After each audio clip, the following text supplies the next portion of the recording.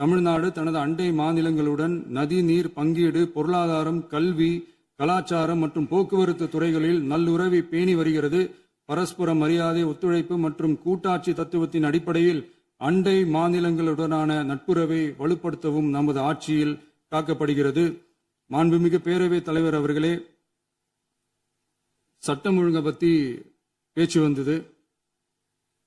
சட்டம் ஒழுங்கு சரியா இருக்கணும் அப்படின்றதுல எங்களுக்கு மாற்று கருத்தே கிடையாது. கண்டிப்பா லா அண்ட் ஆர்டர் கரெக்டா இருக்கணும், கரெக்டா இருக்கும், இருக்க வைப்போம். அதே மாதிரி பெண்கள் பாதிக்கப்படுறதையும் இங்க யாராலையும் சகிச்சுக்கவே முடியாது. அதுக்கான கடுமையான நடவடிக்கைகள் நம்ம அரசு எடுத்துக்கிட்டு இருக்கிறோம். இந்த சிங்கப்பெண் சிறப்பு அதிரடி படை கூட அதுக்கான ஒரு ஃபர்ஸ்ட் ஸ்டெப் தான். அதே மாதிரி இந்த போதைப் பொருள் நடமாட்டம் அதை கண்ட்ரோல் பண்றதுக்கும் நம்ம அரசு கடுமையான நடவடிக்கைகள் எடுத்துக்கிட்டு இருக்கிறோம். அதையும் கண்டினியூ பண்ணி எடுப்போம். மாண்புமிகு பேரவைத் தலைவர் அவர்களே, இப்ப நான் சொன்ன இந்த பிரச்சனைகள்லாம் இந்த 2026 போன மாசம் மே மாசம் 10ஆம் தேதி புதுசா வந்துடல. இதெல்லாம் பல வருஷமா இருக்கிற பிரச்சனைகள் தான், பல வருஷமா கண்டுக்காம விட்ட பிரச்சனைகள் தான். இன்னைக்கு எதிர்கட்சிக்காரங்க அதை பத்தி கேட்கும் போது எனக்கு அது அக்கறையா தெரியல, அவதூறு அரசியலா தான் தெரியுது, பழி போடுற அரசியலா தான் தெரியுது. இப்படி அவதூறு பழி போடுறவங்களை பார்த்து ஒன்னே ஒண்ணுதான் கேட்கணும்னு தோணுது. கடந்த 9-10 மாசமா நம்ம ஸ்டேட்ல சட்டம் ஒழுங்கு டிஜிபியே இல்ல.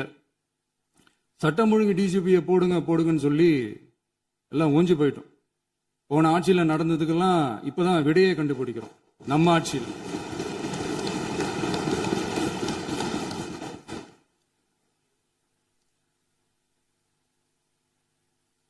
இந்த போதைப் பொருள் நடமாட்டம் எல்லாம் தாறுமாற அப்படியே பரவி கொட்டி கிடக்குது. இதெல்லாம் இனிஷியல் ஸ்டேஜ்லயே யார் கண்ட்ரோல் பண்ணியிருக்கணும்? போலீஸ் டிபார்ட்மெண்ட் அப்போ யார் கையில இருந்தது? இத்தனை கேள்வி நம்மளை பார்த்து கேட்கறாங்களே, ஒரே ஒரு கேள்விதான் நான் கேட்கணும்னு தோணுது. போலீஸ் டிபார்ட்மெண்ட்டை கையில வச்சுக்கிட்டே பிகினிங்லயே இனிஷியல் ஸ்டேஜ்லயே இந்த போதைப் பொருள் நடமாட்டத்தை ஏன் கண்ட்ரோல் பண்ணல? மனசாட்சி உள்ளவங்க இந்த பிரச்சனையெல்லாம் ஏன் நடக்குதுன்றது அவங்களுக்கே நல்லா தெரியும். இன்னைக்கு சட்டம் ஒழுங்கை பத்தி கேள்வி கேட்க கூடாதா அப்படின்னா தாராளமா கேட்கலாம். இது ஜனநாயக அரசு, மன்னராட்சி எல்லாம் கிடையாது, மனசாட்சி உள்ள மக்களாட்சி. அதனால கேள்வி கேட்கலாம், எல்லாருக்கும் எல்லா உரிமையும் உண்டு. விமர்சனம் செய்யலாம், எல்லாருக்கும் எல்லா உரிமையும் உண்டு. ஆனா நம்ம ஆட்சியில என்ன நடவடிக்கைகள் எடுத்திருக்கோன்றது தெரிஞ்சுக்கிட்டு அதுக்கு ஏற்ற மாதிரி ஒரு நடுநிலையா பேசுனீங்கன்னா கொஞ்சம் நல்லா இருக்கும். சட்டம் ஒழுங்கை பத்தி யாருக்கு என்ன யோசனை இருந்தாலும், மக்கள் நலனுக்காக யாருக்கு என்ன யோசனை இருந்தாலும் அதை தாராளமாக சொல்லலாம். நம்ம அரசு அது காது கொடுத்து கேட்கும். ஆனா நம்ம அரசனுடைய நிர்வாகத்திறன் அதை பத்தி பேசுறவங்களுக்கு இந்த ஊரடிச்சு உலையில போட்டு ஊழல் மேல ஊழலா செஞ்சுக்கிட்டு அதுல இருந்து தப்பிக்கிறதுக்கு பேர் தான் நிர்வாகத்திறன் அப்படின்னு சொன்னா, அப்படிப்பட்ட ஒரு ஊழல் செய்யற நிர்வாகத்திறனை நம்ம அரசு ஒரு நாளும் செய்யாது. பொட்டி பெட்டியா பணத்தை வச்சுக்கிட்டு, பெட்டியை வச்சு எல்லாம் செஞ்சுக்கிட்டு, போதைப் பொருள் பாதுகாவல் கழக மாடல் அரசாங்கம் செஞ்ச ஒவ்வொரு ஊழலா வெளியில வந்துகிட்டு இருக்கு. டாஸ்மாக்ல அது என்னப்பா அது பேரு, பார்ட்டி ஃபண்ட், கட்சி நிதி அப்படின்ற பேர்ல அடிச்ச கொள்ளையெல்லாம் ஒண்ணா இப்போ கவர்மெண்டோட கஜானாவுக்குள்ள கொண்டு சேர்த்துக்கிட்டே இருக்கிறோம்.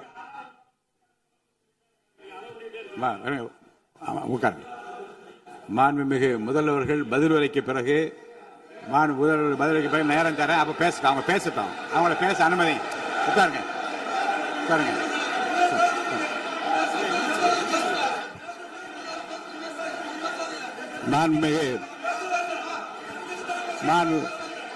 அலோவ் பண்றேன். உட்காருங்க. மாண்பு உறுப்பினர்கள் நீங்க இங்க உட்காருங்க. அமைதியா உட்காரு. நீங்க எல்லாம் உட்காருங்க.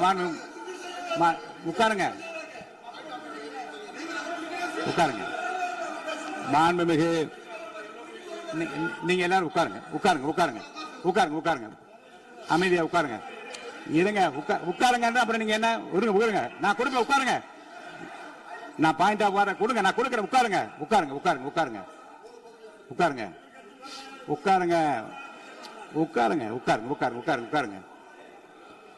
மாண்புமிகு முதல்வர் அவர்கள் கோர்வையாக நிதானமாக சொல்லிக்கொண்டே இருக்கிறார். நீங்க குறிப்பெடுத்து வைத்துக் கொள்ளுங்கள். பேசி முடித்தவுடன் நான் உங்களுக்கு அவகாசம் தருகிறேன். நீங்க ஒண்ணு சொல்லுங்க. என்ன என்று நீங்க சொல்லுங்க. சொல்லுகிற சொல்லுகிற வாய்ப்பை நான் உங்களுக்கு தருகிறேன். இப்போது மாண்புமிகு முதலமைச்சர் உங்கள் உரையை தொடரலாம். சரி.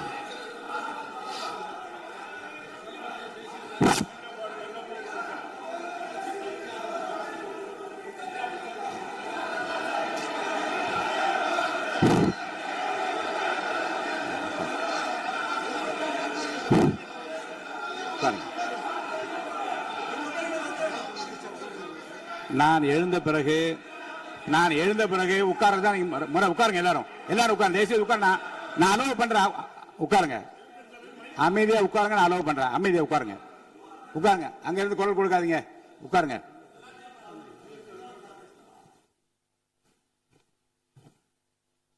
இனிமையான இந்த விவாதத்தில் இதுவரை குறுக்கீடுகள் இல்லாமல்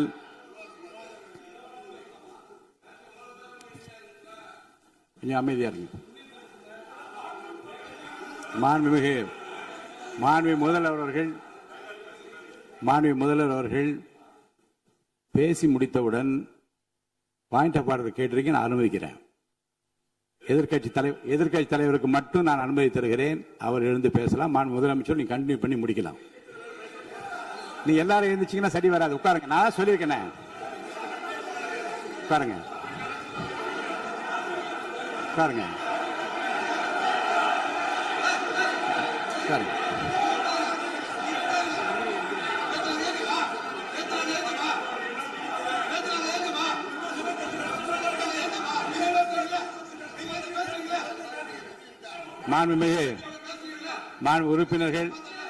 உறுப்பினர் அமைதி காக்க வேண்டும். நேற்று எதிர்க்கட்சி தலைவர் பேசுகிற போதும் அவர் பேசுகிற எல்லாவற்றுக்கும் நான் அனுமதி அளித்தேன். அதில் பாயிண்ட் ஆஃப் கேளுங்க. அந்த விவாதத்தில் கேளுங்க. இப்போதும் மாண்புமிகு முதலமைச்சர் அவர்கள் பேசி முடித்த பிறகு நான் உங்களுக்கு அதுக்குரிய அவகாசத்தை தருகிறேன். நீங்க கேள்வி கேளுங்க. கேட்கிற உரிமையும் விளக்கத்தை பெற்றுக்கொள்ள உரிமை உங்களுக்கு இருக்கிறது. அதற்கு அவகாசத்தை நான் தருகிறேன்.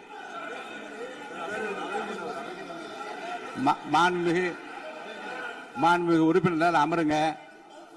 நான் என் தீர்ப்பை சொல்லுகிறேன். மாண்புமிகு முதலமைச்சர் அவர்கள் பேசி முடித்தவுடன் எதிர்க்கட்சி தலைவருக்கு அந்த வாய்ப்பை நான் தருகிறேன். நிச்சயமா அந்த கேள்வி கேட்கலாம். உட்காருங்க எல்லாரும். பேரவை முன்னவர் பேசுங்க. மாண்பு பேரவைத் தலைவர் அவர்களே, இன்று இவர்கள் முயற்சி செய்வது அவர் ஆளுங்கட்சியாக இருக்கின்ற போது நான் சொல்லிடுறேன் பிளீஸ். ஒரே நிமிஷம் நான் சொல்லிடுறேன் பிளீஸ். ஆளும் கட்சியாக இருக்கின்ற போது நீங்கள் சொன்ன ஒரே வார்த்தை, நாங்கள் பேசி முடித்ததற்கு பிறகு குறிப்பிடுத்துவிட்டு நீங்கள் எந்த கேள்வி வேண்டுமானாலும் கேட்கலாம் என்று ஒரு முறையை நீங்கள் பின்பற்றினீர்கள். அதே முறையை இப்போது பின்பற்ற வேண்டும் என்று கேட்டுக்கொள்கிறேன். பள்ளிக்கல்வித்துறை அமைச்சர். மாண்புமிகு பேரவைத் தலைவர் அவர்களே, நேற்றைய தினம் கூட எதிர்க்கட்சி தலைவர் சொன்னதை முழுமையாக கேட்டு இறுதியில் ஒரு வாய்ப்பு தந்தீங்க. அதுவும் இல்லாம இந்த நேரத்தில் நேரலையில் நீங்களும் பாக்குறீங்க. அங்கிருந்து ஒருமையில் விழித்து இந்த பக்கம் இருக்க உறுப்பினர்களை பார்த்து அப்படின்னு ஒருமையில் விழிப்பதை உங்கள் மூலமாக கண்டிக்கிறேன். அந்த வார்த்தையை அவை குறிப்பிலிருந்து நீக்கணும். கண்ணியம் காத்து முதல்வர் முழுமையாக பேசுவதை காத்து கண்ணியம் காத்து இந்த சபைக்கு ஒரு மரபு இருக்கிறது. அதை மூத்த உறுப்பினர்கள் பின்பற்றபடி உங்கள் மூலமாக கேட்டுக்கொள்கிறேன். மாண்புமிகு முதலமைச்சர் அவர்கள் உரையை தொடரலாம். நான் தரேன். நான் உறுதியாக மாண்புமிகு முதலமைச்சர் அவர்கள் பேசி முடித்தவுடன் எதிர்க்கட்சி தலைவருக்கு அந்த வாய்ப்பு தரப்படும் என்பதை உறுதியாக சொல்லிவிட்டேன். இடையில குறுக்கீடு செய்யாமல் அந்த பேச்சு முழுமையாக பேசி முடிக்க நீங்கள் அனுமதி வழங்க வேண்டும் என்று கேட்டுக்கொள்கிறேன். அமைதியா உட்காருங்க. அவங்க பேசி முடிக்கட்டும். நீங்க கேளுங்க. நான் என்ன சொல்றேன், கேட்கிற உரிமையும் விளக்கத்தை கேட்டு பெற உரிமை உங்களுக்கு இருக்கிறது. ஆனா இடையிலே குறுக்கீடு செய்யாமல் அதை முடிக்கும்படி நான் கேட்டுக்கொள்கிறேன். மாண்புமிகு முதலமைச்சர் அவர்கள் தொடர்ந்து நீங்க பேசலாம்.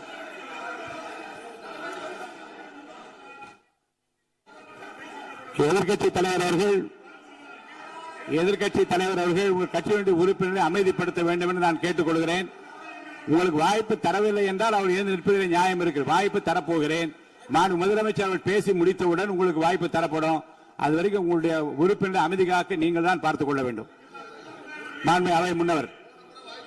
மாண்புமிகு பேரவைத் தலைவர் அவர்களே, அவர் அப்போது சொன்னது வேறு, இப்போது நடந்து கொள்கிற முறைகள் வேறாக இருக்கிறது. அன்றைக்கு அவர் சொல்லுகிற போது அமைச்சர் அத்தனை பேரும் பேசி முடித்ததற்கு பிறகு உங்களுடைய கருத்துக்கள் ஏதாவது நீங்க உட்காரலாம். இருந்தாலும் தெரிவிக்கலாம் என்று நீங்க சொன்னார்கள். உட்காரலாம். அதை இப்போது பின்பற்றினால் நன்றாக இருக்கும். நீங்கள் அதற்காகத்தான் சொன்னீர்கள். முதலமைச்சர் பேசியதற்கு பிறகு எதிர்க்கட்சி தலைவர் அவர்கள் பேசுவதற்கு வாய்ப்பளிக்கிறோம் என்று சொல்லியிருக்கிறார்கள். ஆகவே தான் அந்த வாய்ப்பை நீங்கள் ஆகவே இல்ல அது பதில் சொல்லணும்னு கேட்டிருக்காங்க. பதில் சொல்லணும்னு தான் சொல்லியிருக்காங்க. பதில் சொல்லினா தான் எங்க பிரச்சனை. இல்ல அப்படி இல்ல. ஆகவே இல்ல நேற்றைய தினம் நீங்கள் அப்படி பேசிக் கொண்டது ஆறாவது இல்ல நேற்றைய தினம் உங்கள் பேசுகிற போது ஆறாவது குறுக்கிட்டார்களா? நீங்கள் பேசுகிற போது யாருமே குறுக்கிடவில்லை. நீங்க எவ்வளவு பேசினீர்கள், எவ்வளவு வார்த்தைகள் பேசினீர்கள் என்பதெல்லாம் எங்களுக்கு தெரியும். யாருமே அதில் குறுக்கிடவில்லை. இது முதலமைச்சர் எங்கள் முதலமைச்சர் எதிர்க்கட்சி தலைவர் பேசுகிற போது யாரும் குறுக்கிட வேண்டாம் என்று சொன்னார்கள். அதை நாங்கள் பின்பற்றினோம். ஆனால் இன்றைக்கு நீங்கள் பின்பற்றவில்லை என்றால் வேதனையாக இருக்கிறார். முன்னவர் நேற்று எதிர்க்கட்சி தலைவர் பேசுகிற போது அடுக்கடுக்காக குற்றச்சாட்டுல வைத்தார். இப்போ அதற்குரிய மாண்புமிகு பொதுப்பணித்துறை அமைச்சர்கள் காலையில் அலுவலகத்தை சந்தித்து அவர்கள் சாட்டிய குற்றச்சாட்டுகளுக்கெல்லாம் ஆதாரங்களை எல்லாம் நான் கொண்டு வந்திருக்கிறேன் என்று சொன்னேன். நான் நேற்று அந்த விஷயம் நேற்றோடு முடிந்து விட்டது. ஆதாரங்களை கொடுங்கள். தக்க நேரத்தில் இதை பற்றி சொல்ல வேண்டிய நேர்ந்தால் நான் இதெல்லாம் ஆய்வு செய்து உரிய நேரத்தில் அவை குறிப்பிட்டு ஏற்றுவதற்கு முன்பாக அவரிடம் காட்டி அதற்கு பிறகு அதை பற்றி முடிவெடுக்கும் என்று நான் சொன்னேன். இப்போதும் சொல்லுகிறேன், மாண்பு முதலமைச்சர் அவர்கள் பேசிக் கொண்டிருக்கிறார். பேசி முடிக்கட்டும். எதிர்க்கட்சி தலைவருக்கு உறுதியாக நான் வாய்ப்பு தருவேன். அவர் கேள்விகளை முன்வைக்கலாம், விளக்கங்களை பெறலாம். இப்போதைக்கு பேரவைத் தலைவர் என்ற முறையில் என்னுடைய முடிவு இதுதான். அவையில் இருக்கக்கூடிய உறுப்பினர்கள் அமரும்படி நான் கேட்டுக்கொள்கிறேன். நான் முதலமைச்சர் அவர்கள் பேச வேண்டிய போ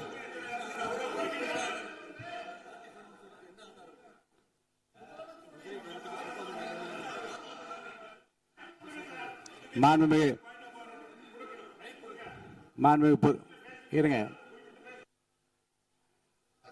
அதை முன்னவர் பேரவைத் தலைவர் அவர்களே, நேற்றைய தினம் நீங்கள் முழுமையாக பேசினீர்கள். உங்கள் பேச்சுக்கள் எப்படி இருந்தது என்பதும் நாடறியும். இருந்தாலும் கூட நாங்கள் அமைதியாக இருந்தோம். இல்ல நீங்க இருங்க. ஒவ்வொரு வார்த்தைக்கு இருங்க. நீங்க மின்வெட்டையில நீங்க சொன்னீங்க. உங்களுடைய முன்னாள் அமைச்சர் ஆற்காடு வீராசாமி இருக்கிற போது மின்வெட்டால் தான் நாங்கள் ஆட்சியே மாறியது என்றெல்லாம் சொன்ன கதையெல்லாம் இருக்கு. அதெல்லாம் சொன்னோம்னாங்க. நாங்களே அமைதியா இருந்தோம். அதுக்காக நீங்க தயவு செய்து எதிர்க்கட்சி தலைவருக்கு வாய்ப்பளிக்கிறார்கள். அந்த வாய்ப்பை நீங்கள் அவர் முதலமைச்சர் பேசுவதற்கு பிறகு பேசினால் அழகாக இருக்கும். அதை முன்ன பள்ளிக்கல்வித்துறை அமைச்சர் மாண்புமிகு பேரவைத் தலைவர் அவர்களே, அவர் ஒரே ஒரு வார்த்தையை தான் சொன்னார். பார்ட்டி ஃபண்ட் என்ற வார்த்தையை கேட்டு எதிர்க்கட்சி நண்பர்கள் கோபப்படுகிறார்கள். ஆனால் அதன் மீது உங்களுக்கு பாயிண்ட் ஆஃப் ஆர்டர் தருவதாகவும் நீங்கள் சட்டப்பேரவைத் தலைவர் சொல்கிறீர்கள். நேற்றைய தினம் இதே போல வெற்றி தலைவர் அவர்களினுடைய வழிகாட்டில் வளர்ந்த நாங்கள் சகிப்புத்தன்மையோடு அவர்கள் பல வார்த்தைகள் சொன்னார்கள். புதிதாக சோஃபா மாடல் என்றார்கள், குதிரை பேரம் என்றார்கள், எத்தனையோ வார்த்தைகள் சொன்ன போது சகிப்புத்தன்மையோடு அதை கேட்டு பொறுமையாக இருந்தோம். இவர்கள் குதிரை பேரம் எல்லாம் அவைக்குள் நீக்கப்பட்டு விட்டது. சரி, சோஃபா மாடல் என்று சொன்னார்கள். ஆதாரம் கேட்டு இப்படி எழுந்து நாங்கள் கொந்தளிக்காமல் ஒரு சட்டமன்றத்தில் ஒரு உறுப்பினர் எப்படி நடந்து கொள்ள வேண்டும் என்பதற்கு எடுத்துக்காட்டாக தமிழக வெற்றி கழகத்தின் உறுப்பினர்கள் நடந்து கொண்டார்கள்.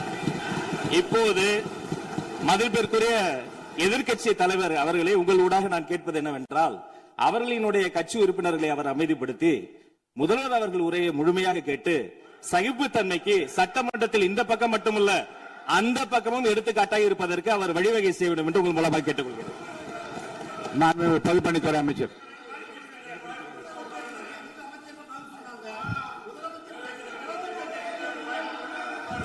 மாண்புமிகு பேரவைத் தலைவர் அவர்களே, திராவிட முன்னேற்ற கழகம் முதல் நாளில் இந்த சபையுடைய மரபையும் பாரம்பரியத்தை பற்றியும் நமக்கு வகுப்பெடுத்தார்கள். அந்த மரபுப்படி எங்களுடைய தலைவருடைய வழியில் இந்த சட்டசபையுடைய நிகழ்வுகளில் நாங்கள் கலந்து கொண்டிருக்கிறோம். நேற்று எதிர்க்கட்சி தலைவர் பேசும்பொழுது எவ்வளவோ வார்த்தைகள் உண்மைக்கு புறம்பாக சட்டத்திற்கு எதிராக ஒரே நிமிஷம் பேசுறேன். சட்டத்திற்காக பேசும் பொழுது நாங்கள் அமைதியாக இருந்தோம். நாங்கள் அமைதியாக ஒரு 2-3 முறை தான் வந்து அவரு பேசும்போது மினிஸ்டர்கள் நின்னாங்க. ஆனா இன்னைக்கு மாண்புமிகு முதலமைச்சருடைய முதல் உரை கடந்த 4 நாட்களாக திராவிட முன்னேற்ற கழகம் முதலமைச்சர் ஏன் பேசலன்னு சொல்லிட்டே இருந்தாங்க. இன்னைக்கு பேச ஆரம்பிச்ச உடனே அவர் சொன்ன வார்த்தை பார்ட்டி ஃபண்ட் சொன்னார். எந்த பார்ட்டின்னு சொல்ல. ஆனா அந்த வார்த்தைகள் சொல்லி முடிஞ்ச உடனே